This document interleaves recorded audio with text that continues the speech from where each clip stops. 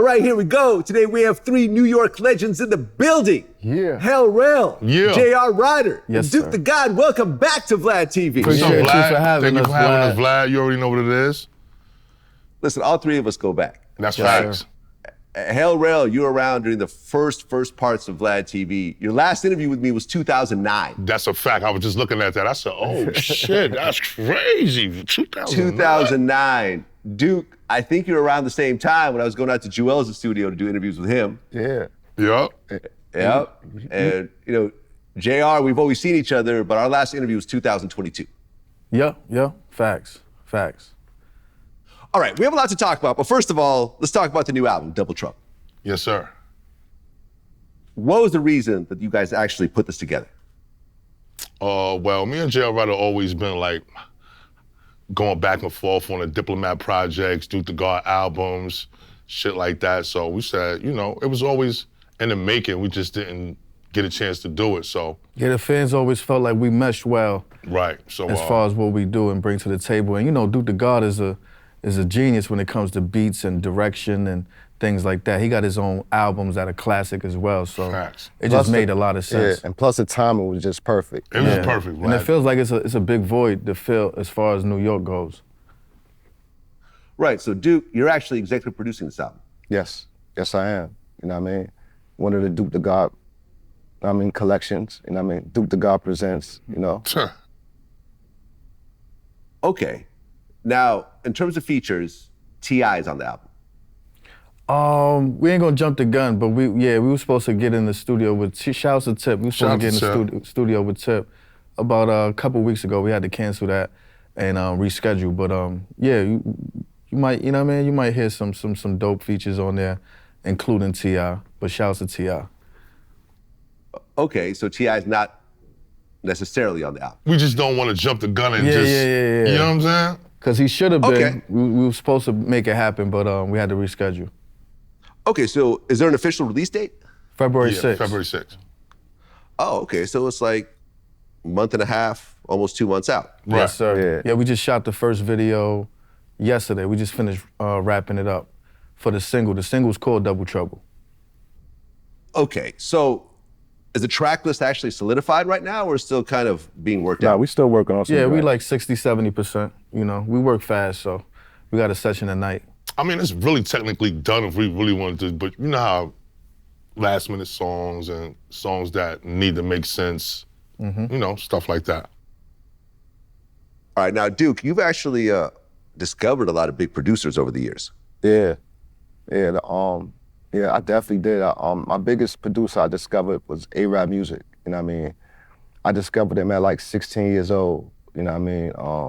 I thought he was a futuristic. He was ahead of his time. You know what I mean? And I've been working with him for like until 18, and then that's when he started really producing for Cam and me and just a bunch of artists. Me, he did his first beat for me. JR and Rell, you know what I mean? So he did a bunch of records at like 18, and then you know, we you know, that's big when the EDM joint had popped off, and you know what I mean, he became like a dynamic force in that era right there, you know what I mean? So, you know what I mean, he used to go on shows and do tours and big festivals and, you know what I mean, shit like that, you know what I mean, in that world, so, you know.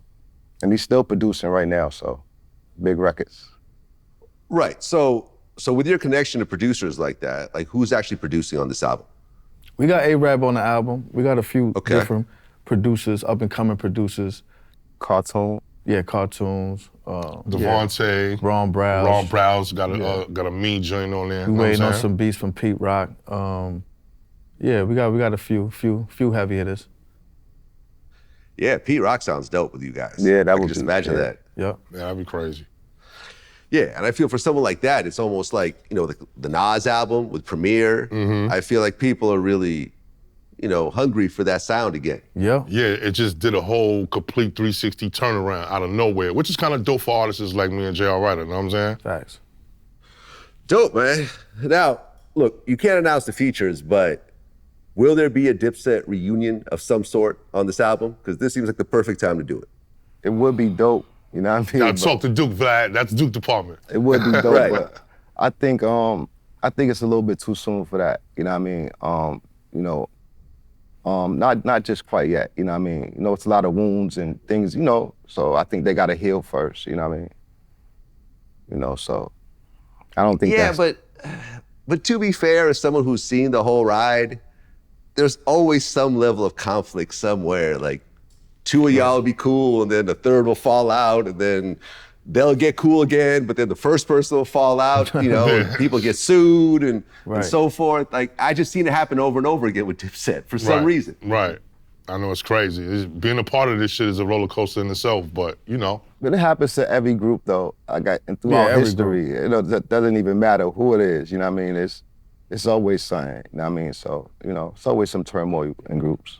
Okay, so let's talk about the history of Dipset for a second, because this is important. Now, is it true that Dipset broke up when the whole 50 Cent Cameron beef started? Around that time. But it was already turmoil behind the scenes. Yeah, it was turmoil behind the scenes before that. Okay, explain. You want to open up old wounds, Black? Hey man, this is VladTV. You know, you're stepping into the arena right now. I mean, technically, when I came home in 2004, you know what I mean? And this 2004 is kind of like way prior to the 50 Cent thing. When I came home from jail, like, you know, I thought it was just, you know, set everybody together. I used to mention Jim's name and Cam like, don't mention that name. He not with us. And she used to throw me off. I'm like, huh? What are we doing here? We not team? And the shit used to just throw me off, and it was weird because it was like, back then it was just mixy. But at that particular time, we was making some of the best music of our lives, you know what I'm saying? So it was kind of crazy. I think it got a little funny when, because we was moving as a unit at one point where we was all in one studio. You know, I wouldn't even pull up with none of my guys. I'll just pull up Dolo. It's like we were the crew, we were the entourage. And then, you know, everything popped off. Everybody's solo career started taking off. And I feel like maybe it got a little fuzzy and funny when that happened. And everybody kind of like, sort of like went on their own path as far as their solo careers go. I would try to keep the glue together throughout my albums and the mixtapes. So yeah, because we'll go on tour. Whatever was going on, nobody, you know, we try not to, you know, try to let that ship just sail and nobody really know about it, you know what I mean? Well, no little bickering back and forth inside the crew. Well, I remember seeing the whole thing happen in real time, because this was, I mean, the internet was around, but radio was the big platform at that time. And I remember 50 Cent was on Hot 97, and I think he was calling Koch Records a graveyard for artists. Yeah, this was like 05, 06. 05, right. And, no, it was like 07, 2007 actually. 2007, okay. 2007, that happened. And Cameron took it upon himself to call in and start arguing with 50 on the air. Mm-hmm. Yeah, it was crazy. And look, I'm cool with Cameron. I just did a show, right? You know, earlier this year. Right. Shout I love Cameron. Shout out but I felt in that situation, Cameron kind of started it because 50 wasn't even really talking about him. Well, he switched it. He switched it, because at first he was speaking in general, because everybody in the city was listening at that time, and he was speaking in general as far as Koch being a graveyard where the artist that's not popping, that's not, you know, of a certain quality go to, and then you know, Cam just happened to be at Koch at the time, picking up a big check. You get what I'm saying? So he heard that.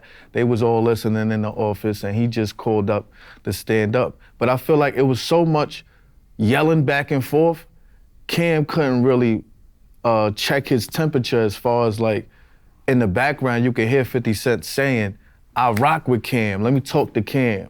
So, you know, that just took a turn for the worse as far as the yelling match and things like that. But I don't think that's where it started at, because Cam turned up right after that. Then the diss records come, you get what I'm saying? So that didn't really stop nothing. He was picking up a $300,000 check that day. So I don't think that made things go downhill. Well, right, but then 50 Cent had a show, and Jewels and Jim Jones went on stage with him. And Cameron absolutely had a problem with that. Yeah, definitely. Yeah, it was like I said, it was crazy back then, Vlad. It was crazy. All right, DukeDaGod, you're the calm one in all situations. I've never heard you beefing with anyone in life. Yeah, he a positive human, man. From your perspective, and I've known you for like 20 years at this point. From your perspective, what happened at that moment when did you know that Jim and Joel's were about to go on stage with 50? No, I didn't know until the world knew, until the world seen it, you know what I mean? And we heard about it. And it was just like, I know, like it was just like, they were just mad at each other. Like Jim, I'm pretty sure Jim was just real mad at Cam for all the things that was happening in the background. And I know Jim wanted the light, you know what I'm saying? He wanted he had a big record out at the time, you know what I'm saying? He had the Ballin' record out. And it was just like, I guess he just wanted to hurt Cam. But I like I said, like we was all devastated. I mean, when we saw that, you know what I mean? I feel like he looked at it as an opportunity where it's like, yo, this ain't no real street beef. This is all, I got one of the hottest records. I need to take this opportunity to really turn up and keep going up with this record. You get what I'm saying? But, Yeah, well, I remember Cameron even saying, I wouldn't see like a Tony Yayo come on stage with Game. No matter what was happening internally. And look, Tony Yayo's now a regular on VladTV. No, definitely. And the one thing I could say, like everyone has a superpower, right? Yeah. Like everyone's great at something. Yayo is the most loyal dude I know. Nah, Yayo's loyal. Leo's loyal. I can't front on his loyalty. That's one thing I can't. There's always two sides of each story though. So, same way you see maybe Jim might have made that move at the time and shouts, because I don't pick sides. We diplomatic for real. Well, those are all our brothers. But at the same time, around that same time, I could have, if my memory, is correct, Cam sided with Max B at the time. You get what I'm saying? So, it's always two sides of each story. You know what I mean? Right. Okay, I didn't realize that. Okay, so let's talk about Max B for a second, because oh man, shout out to Max. When you guys were beefing, and Max is out, 16 years. Yeah. Welcome home. No more free Max B. Max B free. Yeah. Free. Welcome home, Max B. So, but you guys had an interesting history with you. With Max, I mean. Hell Rell, you did the Max B diss, the Max B exposed freestyles. Yeah, I did. J.R. Ryder, you did the Maxi Pad, Max B diss. Yeah. Oh, wow. That was in my diss track bag back then. Right. So, at that point, why were you guys beefing with Max B? Just standing up for the set. They was trolling us heavy, him and French, on the cocaine DVDs, and we was just, Yeah, they was heavy trolling. They was heavy trolling, you know what I mean? So, but if you look at it like... I knew French for we knew French for a long, long time. Yeah, I was actually in a rap group with French, you know what I'm saying? So we knew each other, and they had a good relationship, and they used to just troll us and make little videos and shit like that. So we like, oh, word, okay. Any beefing with Jim is lit. Exactly. But, welcome home to Max. It's all love. We definitely like to see him get his money. He home. It's all love. And we ain't tripping. Yeah, I mean, if you really think about it, right? And I just realized it as you were saying it.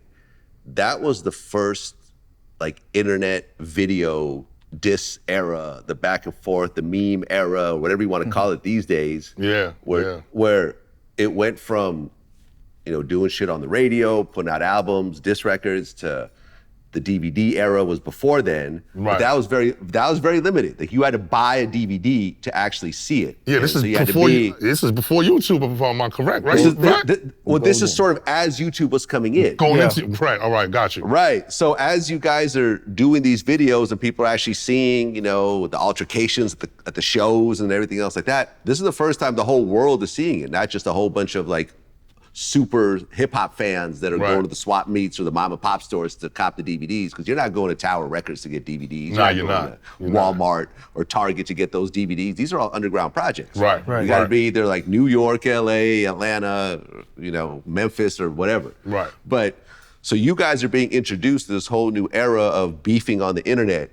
I mean, when you think about where it is now, like you guys were originally the dudes that were doing it. But that's kind of crazy you made that distinction, Vlad. I ain't look at it like that. Wow. All right.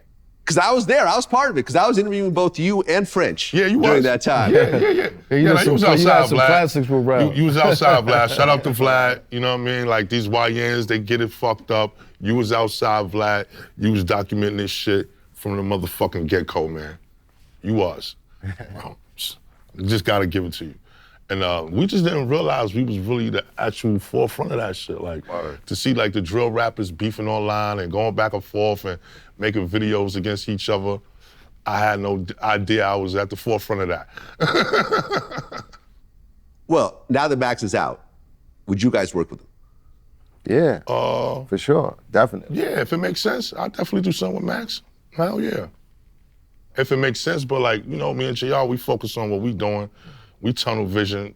We got tunnel vision like a motherfucker. Yeah, I don't really like to base nothing off of features. Like, I'm mad I don't know how you got the T.I. drop, you know what I mean? But I don't be liking, that's like me having a show and I have to, and it's like a fan asking me, but who else is gonna be performing there? It's like, if you coming to see me, you coming to see me. Everything else is extra, it's an accessory. You know what I mean? It's the main course. You get what I'm saying? So I don't really like the base, but yeah, me and Ruger, we work, and we really don't need nothing from the outside, but we definitely considering to put some dope spitters on there. I mean, do you guys still maintain a relationship with Jim Jones? Oh, we just was with Jim. We was just with Jim. We just did Artist to Artist interview. Dope interview too. Shouts to Capo. Yeah, shout out to Capo. Right, I mean, because for Jim, it's still a sore issue. I remember even on the podcast, the Rap About It podcast, I think Dave East went to a Max B show, and that became kind of an issue on the show. They had to talk it over and so forth. So do you think about situations like that? Okay, I'll do a song with Max, he's out, everyone's checking for him, but then me and Jim might not be good after that. I said if it makes sense and the stars is aligned, Vlad, I just, you know, just, you know, like at the end of the day, we stick to codes. You know what I'm saying? Not saying that it's anything personal or whatever, but we stick to codes, and if it makes sense, and the stars is aligned, you know what I mean? But we definitely won't break no codes. There's no code breaker with us. Yeah, Capo's the bro. Well, Hell Rell, did you and French Montana get cool at one point? You mean back cool? Yeah, back cool. Yeah, we did. Yeah, I seen them at Verzuz. Shout out to French Montana. You know what I mean? Seen them at Verzuz. French. We showed mad love, you know what I mean? Me and French had a back and forth, but at the end of the day, it was just online nonsense. It wasn't no violence, nothing crazy. Like French, my brother, and I'm proud of him. Happy to see where he at today. Yo, because I was with French during those early days. I remember. Listen, I saw French. Vlad, I came up to, Vlad, French brought me up to, what's that label that you used to be at? That you was working, you had a good position up there. SRC. French brought me to SRC, and you was up there one day. You don't remember that? Right. Yeah. So me and French had a real... I actually don't remember that, but I definitely was at SRC. Yeah, French brought me up there. You was up there. It was a lot going on around that time, but French, I remember French vividly bringing me up there. You was up there, and yeah, you was definitely fucking with him around that time. I didn't know y'all was working with each other. No, listen.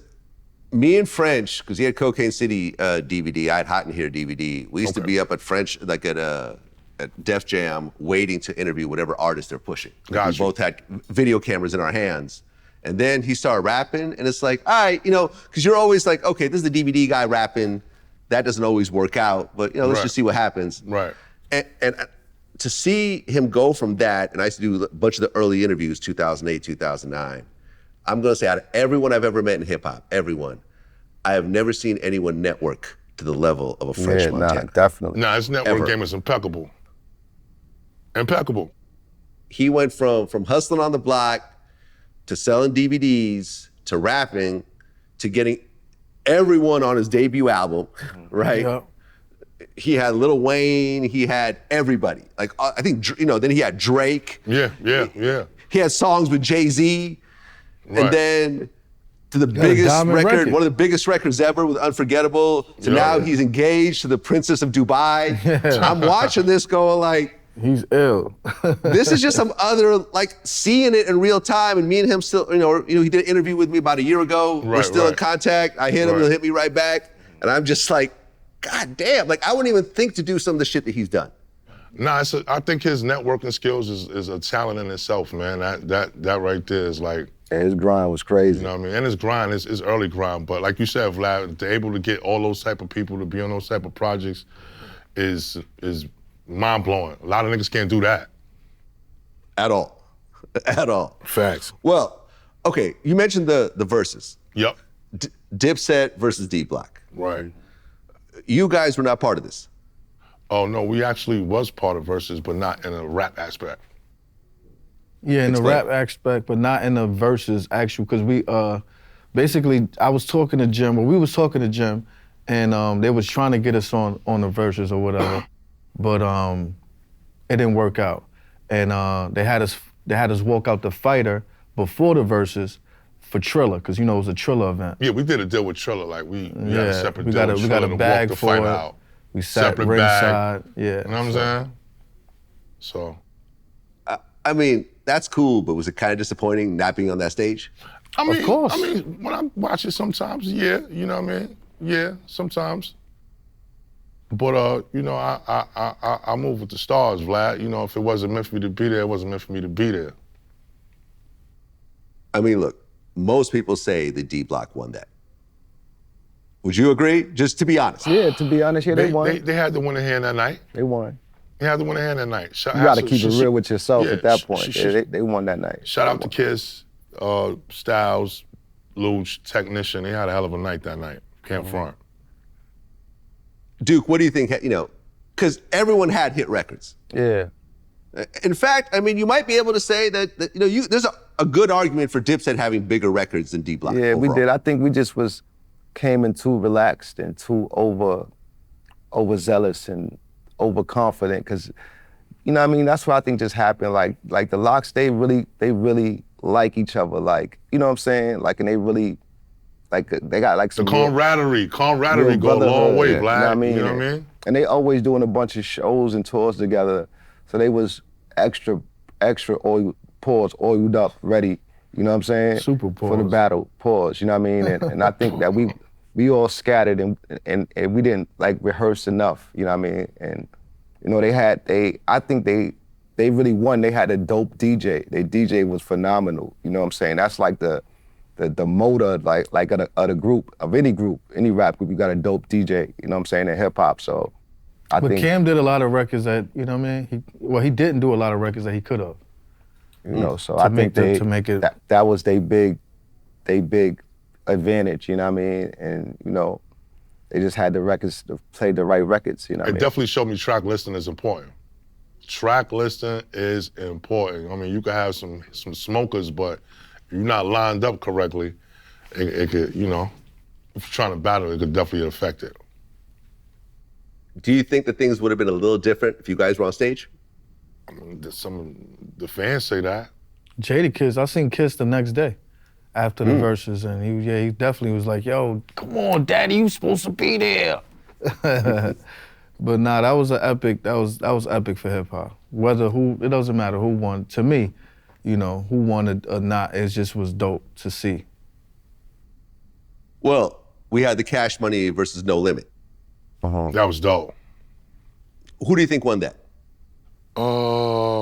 I gotta give it. I mean, I love Cash Money. You know what I mean? I grew up on both labels and shit, but I gotta give it to No Limit. I think No Limit came in fire. You know what I mean?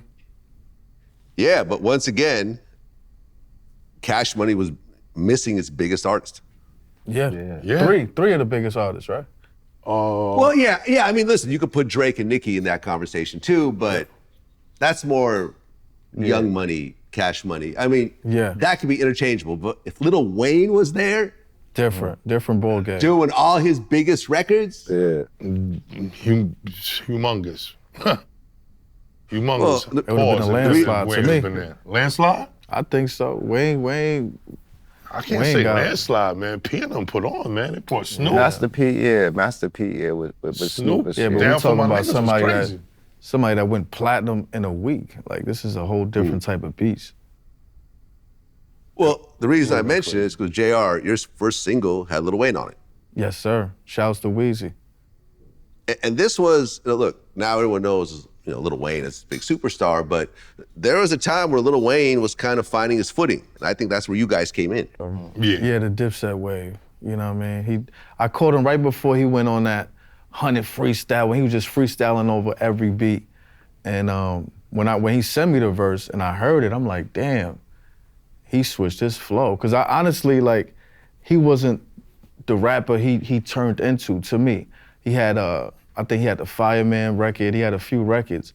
And at the time I had Cam's Nextel, and so I had all the contacts. So I hit Lil Wayne up, he sent me that verse. I was just like, oh nah, he stepped this shit all the way up. He's in his bag. And then after that, he took off. Mm-hmm. I mean, look, I'm still mad that Wayne and Jewels never put out that project. Can't feel my face would have been crazy. Yeah, because I remember, Duke, you remember this when I was at the studio with Jewels, he was playing me some of those records, and I was like, wow. Yeah, they worked hard putting that together for a long time, and I think it got, what did they do? I think, what was it, Bezel had did something? Yeah, he had left it in the cab and it got leaked, or something like that. Something like that. Yeah. But I guess the timing wasn't correct. Everything was there, except the timing, you know what I'm saying? And unfortunately, it never really came out to its maximum potential, you know what I mean? Well, Dame Dash was always instrumental in the Dipset. That's my OG. Yep. Yeah. Shout out to Dame Dash. When they blew up. Because, look, I mean, Cam did cool with his first album, but when he came to Roc-A-Fella, that's when things just went. That's when he went platinum. Right. That's when it went platinum, and that's when we all got to know Dipset and everything else like that. Do you guys keep in contact with Dame Dash? I still do. I still keep in contact with Dame. You know what I mean? I speak to him from time to time. Like, Dame always giving me like life lessons, like real life lessons. I knew Dame since he from the next building from me, you know what I'm saying? So I knew Dame since I was like probably 14 years old. And I watched his whole rise to like having like a maxima, you know what I mean? And just having big dreams to I guess like one of the illest and richest people that I ever met. You know what I'm saying? Having, $30 million deals, 50, like all these like crazy numbers and shit, money he made and all the type of success he had. That was like one of the biggest people that I know personally, you know what I'm saying? That took it to that level. Well, look, me and Dame have been publicly going back and forth for like 10 years at this point. We were cool at one point, and then we had a falling out. Yeah, I see. I see He you try to reconcile it again, then it fell out again. Yeah. He'll say something about me publicly, and then I'll say something about him, and then we'll kind of keep going. But to be honest, I even DM'd him recently, and he saw the DM, he didn't respond. I said, look, bro, like, I don't have any real problems with you, and I actually sincerely feel bad about where you are right now. Because I remember when he was on the Breakfast Club and he was going back and forth with Charlemagne, he had mentioned something about his teeth and how he was in a lot of pain, and I'm like, yeah, he's trying to hold, kind of a strong face, but he's going through it right now. Health-wise, losing his teeth, he's bankrupt. But, so when I look at the situation and I'm like, look, like he's always welcome to come on my platform. We could talk out our differences. I could even cut him a check, an appearance fee and so forth. But I feel like Dame, his ego has put him where he's at, and he's never really humbled himself, even when it could benefit himself. Like, what's your take on the Dame Dash situation right now? Because you look at Jay-Z, he was one of hip hop's first billionaires. Right. He just kept going. Dame had, a run with Rachel Roy and so forth, but then, ultimately he got to where he is. I think Dame is the ultimate hustler. You know what I mean? If, I believe in a formula. If you could do it once, you could do it twice if you were ultimate hustler. And I won't, from the outside looking in, it looks like Dame is going through a lot of the things that everybody feels he's going through. But when you see Dame in real life, he got fly cars, big houses. So it's like, if you really know Dame, it's hard to feel sorry for Dame. You know what I'm saying? Because he still got that lifestyle. Still popping it. You know what I'm saying? Still popping it, still talking it. So it's kind of like to feel sorry for Dame because it's like he's just gonna sell our lifestyle to you no matter what he's going through. You feel me? So it's like, but I know he's a hustler, and I just hurt to see, you know, well, I hate to see not the crew, the whole Roc-A-Fella together because we grew up on that shit. Like, Duke was a part of the Roc-A-Fella. He used to hustle with Dame and Jay-Z. Yeah. You know what I'm saying? Duke was really getting money with Jay-Z. Like, a lot of niggas don't know, like, really. So, like, he's seen this. I think Dame is, like, I don't look at the ego too much because I just feel like everybody just turned their back on him. You know what I'm saying? Like, and he was in everybody's corner. I'm talking about, like, everybody's corner. And for some reason, everybody just turned their back on him.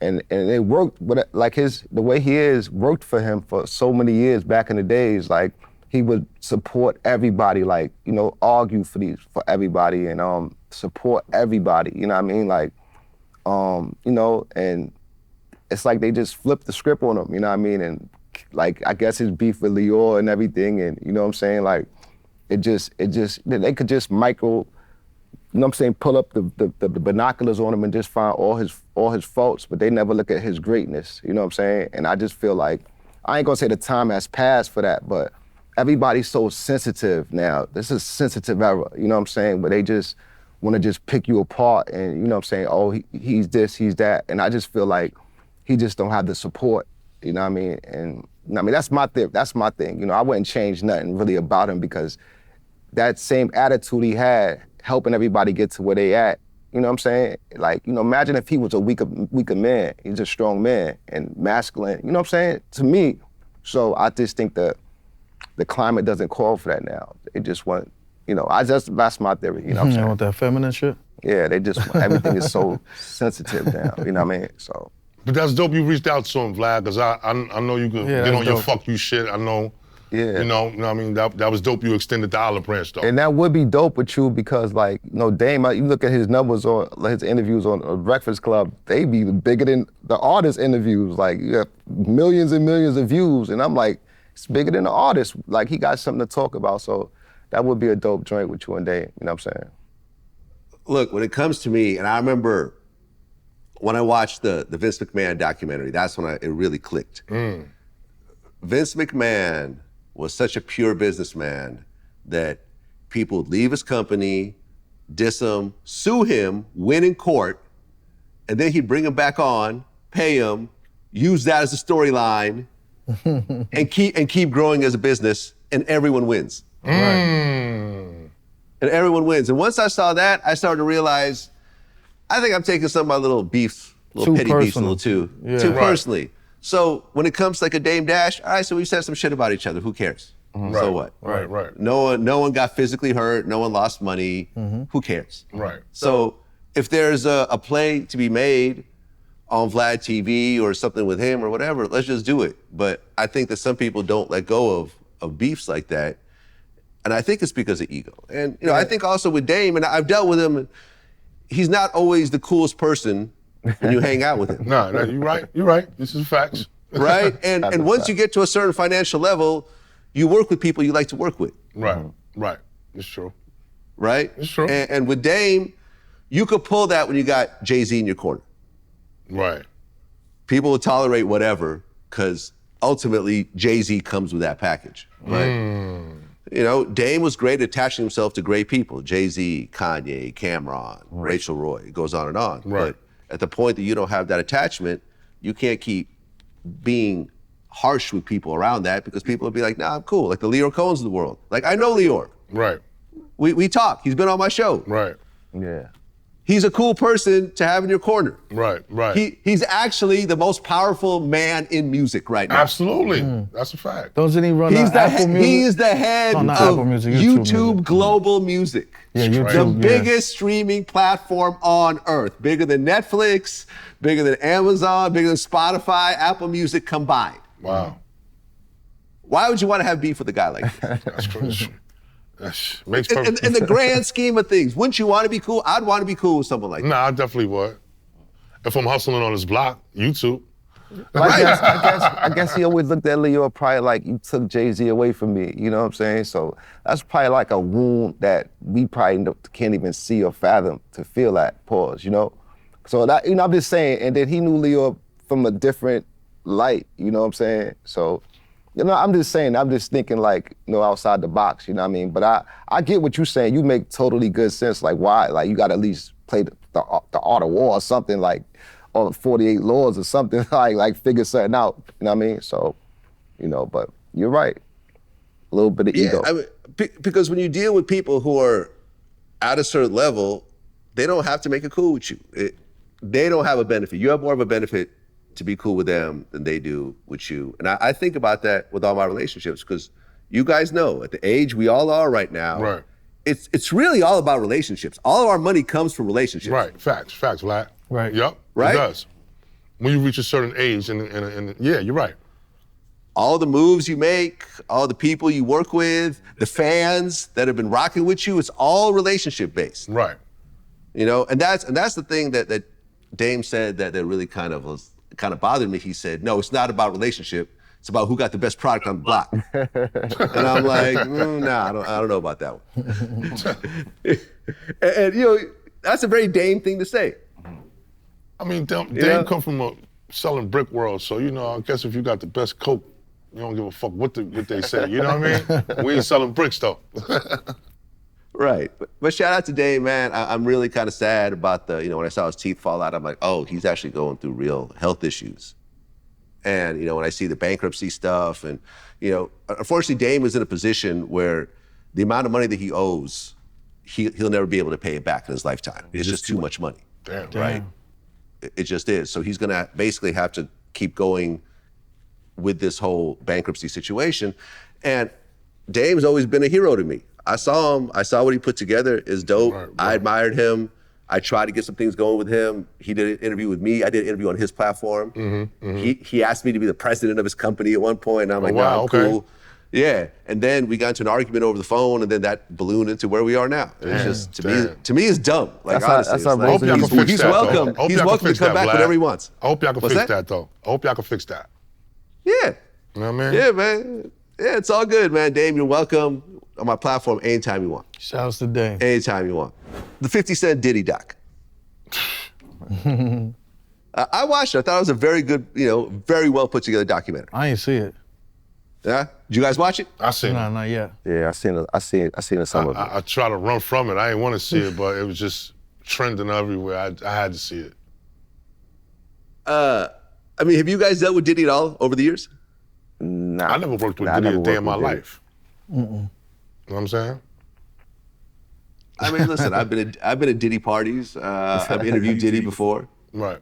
I've never had a bad experience with him before. One time he tried to buy my jacket off of me, like the jacket I was wearing. I seen you tell that story, Vlad. He wanted that Gucci jacket, huh? Nah, it wasn't even a Gucci jacket. It was a Stalin Dean. It was like a throwback jacket. He's actually trying to bite off your back in the club? Yeah. That's crazy. Yeah, well, he sent his man. It's like, oh, Diddy wants to buy a jacket. And I'm like, my actual, he's like, yeah. I'm like, nah, I'm good. Well, I'll tell you guys where I got it, though. And then the next day, he went and got it. Oh, wow. All right.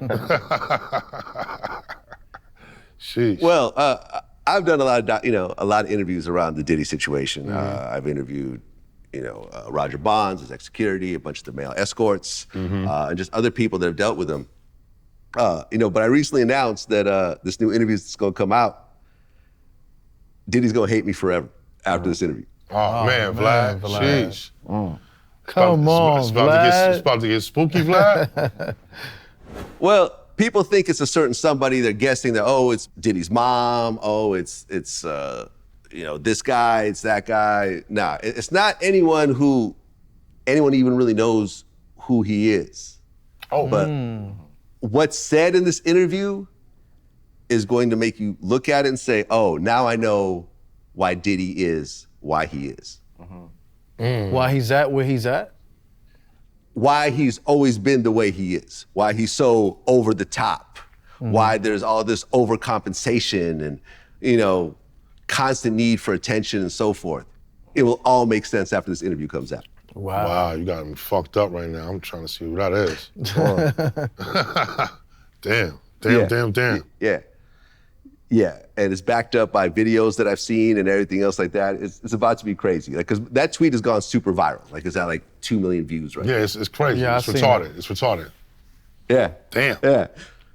Wow. Well, both of you, I mean, did you guys start out battle rapping or did that come a little bit later? I actually kind of started out battle rapping without battle rapping. I was on 106 in Park. I battled Poster Boy, R.I.P. the Poster Boy. R.I.P. You know, he was like the 10 times, like 20th week champion. I battled Poster Boy. I lost. And yeah. But I wound up getting signed to Diplomats 2 years later, so it was like a lose-win situation.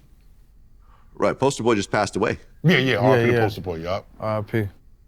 44 years old. Yeah, man, cancer, sad. Crazy. Yeah. Sad. Right.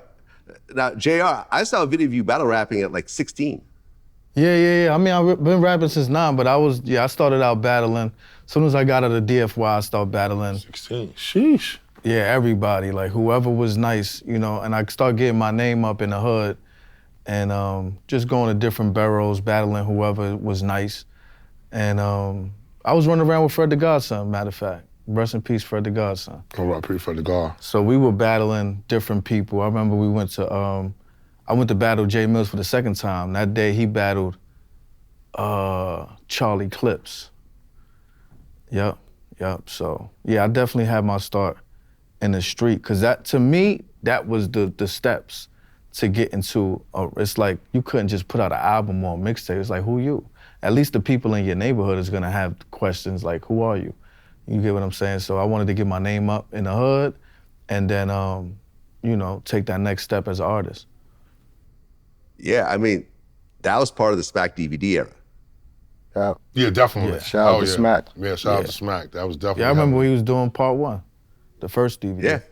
Yeah, and people don't understand how important that was. Like when you see where battle rap is today, I feel like Smack was the stepping stone to where we are. Yeah, he was by far the biggest battle platform during that DVD era. Now, I had DVDs at that point, the Hot in Here DVDs, but it wasn't on the level of Smack. Nah, it wasn't. Facts. It wasn't. Like people was actually buying them Smack DVDs just to see those battles on them DVDs. Facts. Yeah, that's a fact. Well, look, we saw Cassidy, an established rapper, hit records, part of a big crew. He stepped back into battle rap, and I think he's done great with it. Nah, Cassidy's on fire with it, especially his what they call them when they face-offs. Yeah, the face-offs. His face-offs is platinum. Hey, the king of the face-offs. He the king of the face-offs right now. Shouts to Cass. Shout out to Cass. Okay, so would you guys ever step back into battle rap? We didn't have some calls or whatever, but the money got to be right. Nah, I'm because good, it's like Vlad. you taking on a whole different type of beast, you know. It's a whole different world with that.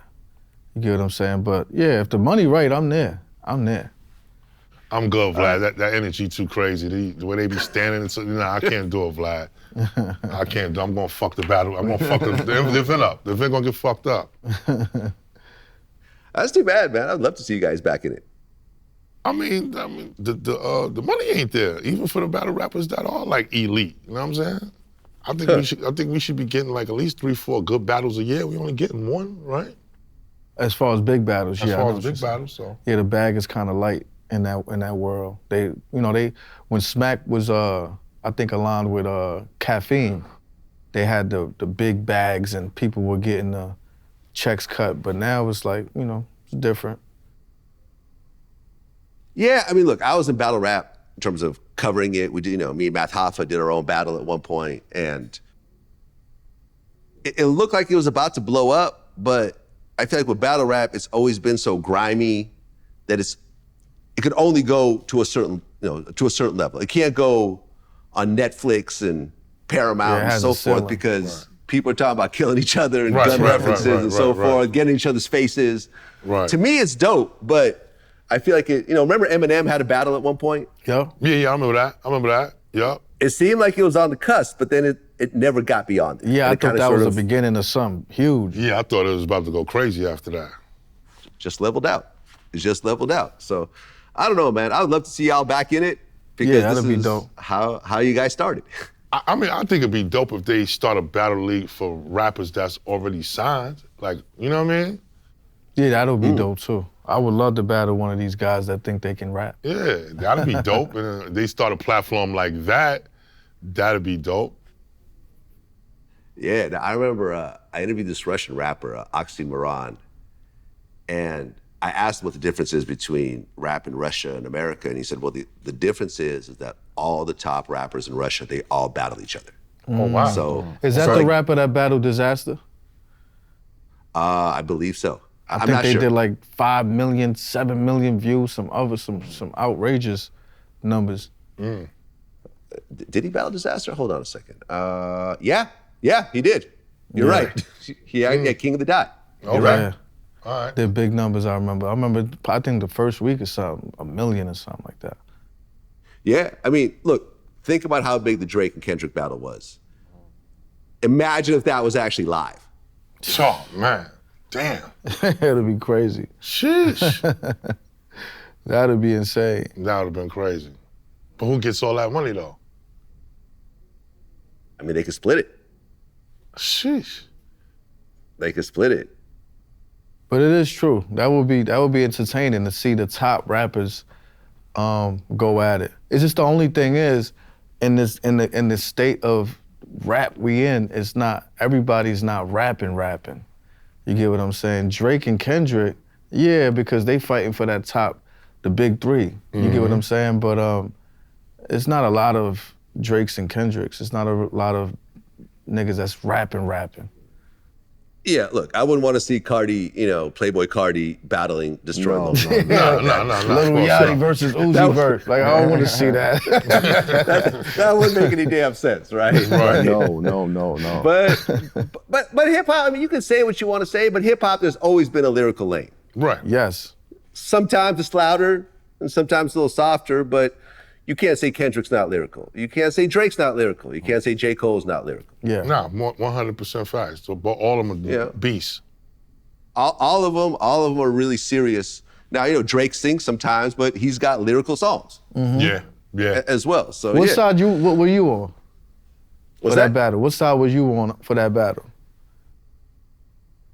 I mean, at first I didn't know. At first it looked like Drake was winning. That one song where the beat switched up 3 times. Yeah, I thought Family Matters. That was my favorite actual song in the battle, like in terms of songs that I kept listening to over and over again. I thought that was brilliant the way he put that together. But then Not Like Us came out and it's just, well, that's the anthem. Like that song reached a completely different level. Then he performed it at the Super Bowl, and then Drake sued him over it. It just kept getting bigger and bigger. Right. Crazy. Yeah, I went to Dominican Republic and they was listening to that. What, Yeah. they not like us? Yeah, I'm like, what the fuck going on? But yeah, to me, my favorite record out of the whole back and forth was Family Matters. Right. Great record. But Not Like Us, it just struck a nerve. Plus it did something for hip hop too. I could put an eye on hip hop. It made the culture bigger, if I would say so. 100%. Well, Hell Rell, me and you go back, so I'm comfortable asking you this question. Yep. There was an altercation that happened in 2018 at a restaurant. Facts. What happened? Oh man, I was in there eating with my family, and this is prior to this is me knowing before the clout chasing era was. Some niggas came in there filming with a phone and attacked me. You know what I'm saying? I've been you gotta realize I'm from the project. I've been growing up fighting with niggas all my life. If a nigga got a camera out and he filming you, obviously a nigga ain't really trying to kill you. It was a clout chasing moment and the shit fucked me up because I ain't know what that was. You know what I'm saying? And like what? 2 days later, nigga DM me the footage like, yo, send me 10,000, I'm gonna put it out. I'm like, what the fuck is this? Huh? I'm like, put it out, motherfucker, I don't give a fuck. Niggas get jumped every day, nigga, I don't care. So, at the end of the day, that was just some clout chasing shit. And it'll never happen again. We moving too militant now, Vlad. You are? We moving like fucking Barack Obama out here. Yeah, I didn't like that. When I saw it, man, I was like, that's fucked up. Listen, man, listen, it was some weird shit, but it'll never happen again. You are? Ever.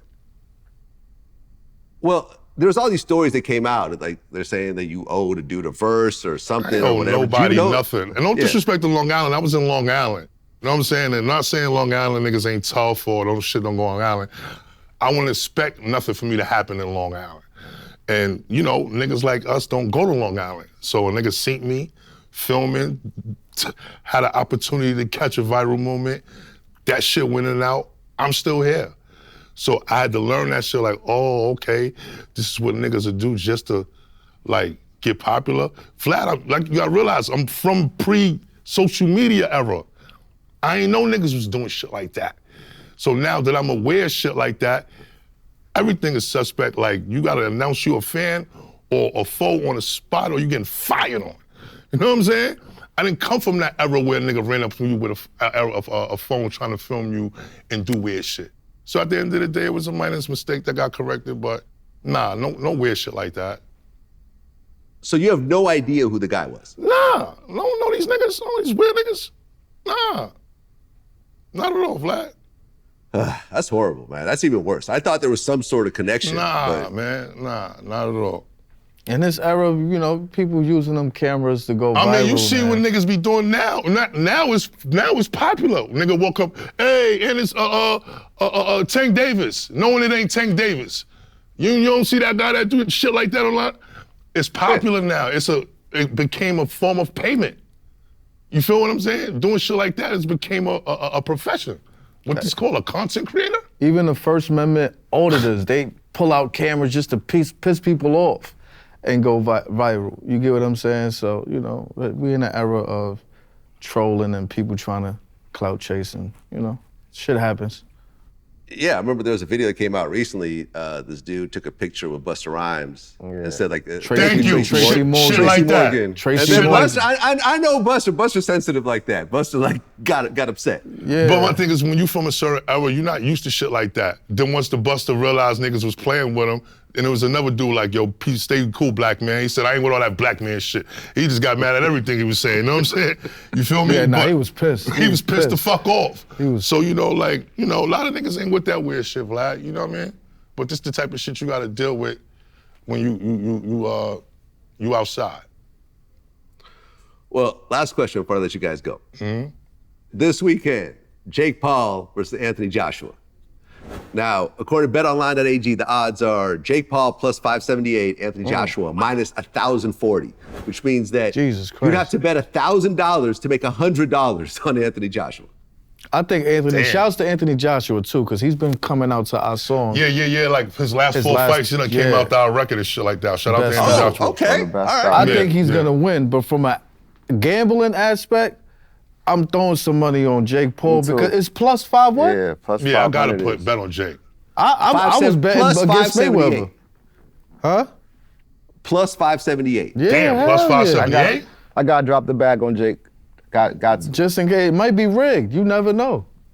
It might be scripted. It's definitely scripted. It's definitely scripted, Vlad. You know it's scripted. Well, I'll say this, right? I was on the phone with Lennox Lewis yesterday.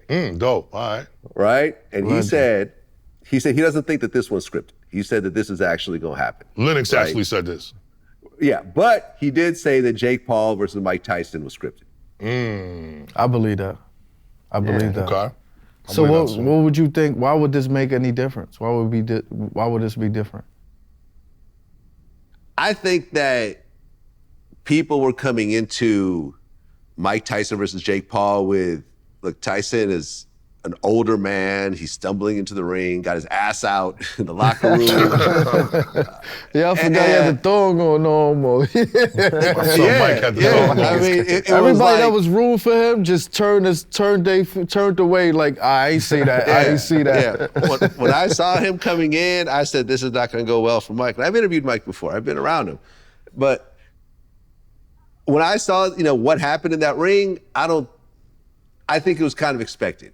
If Jake Paul comes in and knocks out Anthony Joshua, everyone's just gonna throw their hands up and say, nah, we're done. Yeah. That would be insane, bro. That would be insane. But he look a little nervous, man, in them face-offs. Jake Paul look a little. Jake Paul? Yeah, he look a little nervous. He don't look as cocky as before. You get what I'm saying? But, you know, I still got to sprinkle some money on that 5 plus 570. Yeah, you can't lose with that. You can't lose with that. That spread too crazy. I was putting money against Mayweather, even though I'm a fan of Mayweather. It's just like, you never know. The bag is over here. Mayweather's minus 10,000. Like, you know what I mean? Well, Terrence Crawford, he just announced that he's retiring. Yeah, man. Shouts to Bud. Shout out to Bud. That hurt, man. I don't want to see him leave the sport. I wonder why he went out so early. To me, it's early.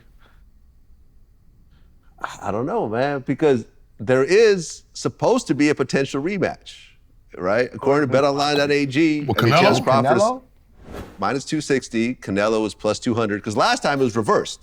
Remember? Right. Yeah. Canelo was minus 180. Crawford was plus 150. He was the underdog. Right. But that was my favorite fight in the last 10 years, I'm gonna tell you. Yeah, but what's the dude named Bivol? Didn't the dude that beat Canelo? Was it that was Bivol? Mm-hmm. I think they should fight. Terrence Crawford and him should fight. Like, that would be a dope fight, you know, so. I was hearing that they didn't have enough money for Canelo. They want to see Canelo and Bud again. Yeah, I think he got more fight in his tank. I don't even, you know what I mean? He just got rocking, you know what I'm saying? He just, like, you know what I mean? Nah, he 42-0. Yeah, but I'm saying, but to the he had two big fights. He still got more in the tank. But I thought I heard that they wasn't offering him enough money to do the dudes from Saudi Arabia wasn't offering him enough. Never know. Yeah. I mean, he's 42-0. He's 38 years old. He's probably not going to beat Mayweather's record. He doesn't. You got to have 8 more fights. 8 more fights. They be having like once every year or maybe 2 years. So yeah, you're right. Right. I mean, shout out to the guy in Saudi Arabia for saving boxing though, man. Right? You don't think so?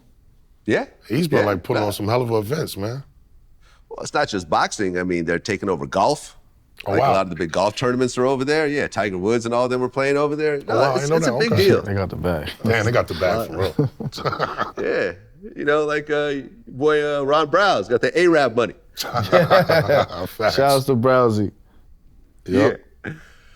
Well, look, that's what it is, man. DukeDaGod, Hell Rell, JR Ryder. My God, appreciate you. We all go back. We go back. Nah, many, man, from the mixtapes and all that. It's a full circle moment, Vlad, Def man. Jam and all that. We used to go back. All that, yeah. We used to run into each other. Yeah, you guys knew DJ Vlad, the mixtape. Yeah. You know, the mixtape Vlad. Facts. Yeah, man. I mean, that's the thing. Like, life, you can't just say, I'm going to do this and still rock out to the end. Because listen, I've seen people that still are selling DVDs in 2025. Get the fuck out of here. I've seen on their website, there's a DVD option. I'm like, look, you have to evolve and you have to do something different. And you can't just say everyone's hating. Like, you have to really figure out where things are going and pivot, you know? Facts. At the end of the day, man, you know, you guys are still doing your thing. You guys still have fans. And we got our masters back too, Vlad. We got our masters back this year, all 3 of us. Really? Yes. Yeah, we own our masters. We got our masters back. You know what I mean? So how did that come together? JR was going down a loophole, you know what I'm saying? Yeah, I got a hold of our old contract, found some loopholes in there, and they had to cut a check for all of us, and you know. Get those projects back. So you know. we got all our music back. We got ownership of everything. Facts. So yeah, we you know, feeling great, you know. Man, congrats, man. I mean, that's the thing, like VladTV is a content company, and we have a catalog that continues to make money year after year. We protect it. Every video we do is copyrighted. Right. So, you know, we have a situation with Netflix right now. They used a bunch of our content without licensing it. So, you know, Netflix is gonna have to cut a check. That's dope. And that's the important thing about music is that that's your catalog, and you're gonna continue to make money off that decade after decade. Right. And owning your masters is awesome. Yeah. And you guys still make royalties off all the old records too? Yeah, definitely. Yeah. That's a fact. Hell yeah. You know, when streaming came around, suddenly a lot of those old records got a new life. Yeah, it did. So it's important, man. It's important. Like, plus, the content as how hot you get, your old shit stream more. So exactly. If you own it, it's a check.